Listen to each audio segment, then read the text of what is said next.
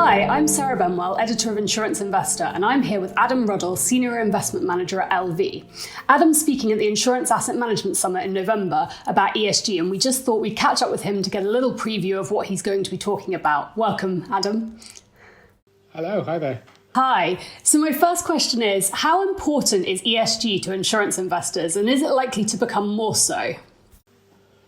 Great. Well, thank you. What a good question. I mean, I think ESG will mean different things to different people, and certainly there'll be different views in a management team, in an investment team, around the board, and certainly amongst advisors and customers, so our end investor. In my view, ESG would be about, I guess, three things.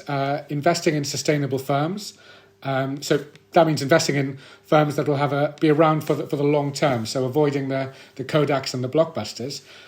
Secondly, firms that drive positive ESG outcomes, and then delivering strong investment returns. And these three aims are certainly on the rise, and I think very important to insurance investors. During the market turmoil that we recently had earlier in the year, I think much was said about ESG being put on the back burner. Greta Thunberg was out of the limelight. We had real problems to solve, and the markets just felt in free fall. Volatility was at all-time highs. But I think whilst the market perhaps did pause on the environmental side, or perhaps paused on integrating any regulatory changes needed as we try to manage the risks from climate change, the S and G of ESG remained dominant. Never before had we seen such a focus on how customers were treating their staff. Were CEOs taking pay cuts in solidarity with their furloughed staff? Were vulnerable customers being clearly protected?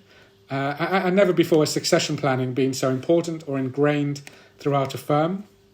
If your CEO is infected, who's going to run the company? If your manager is sick, who will step up? And if you fall sick, who could do your job? And so these succession plans were all documented to much lower levels than before, all really big improvements to governance. So ESG, alive and kicking, very important now and likely to become even more important as we go on. Great. And so for investors who are thinking about embedding ESG, what sort of strategies can they consider? Yeah, so I think those strategies will depend on the risk appetite and expectations of your customer, so your end investor. And that's going to be really important as you try to embed ESG in your portfolio. So where are they and where are you as a firm on the ESG spectrum?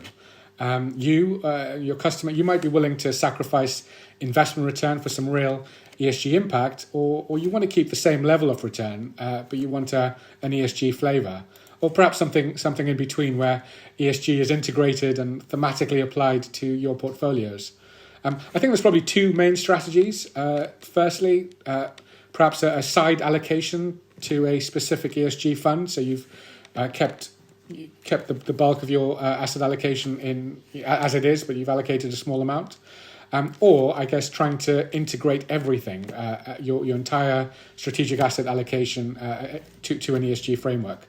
And of course, there'll be something in between, some sort of hybrid. But those are probably the two main strategies.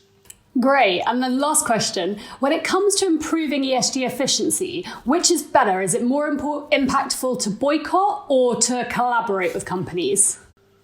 Oh, I love that question.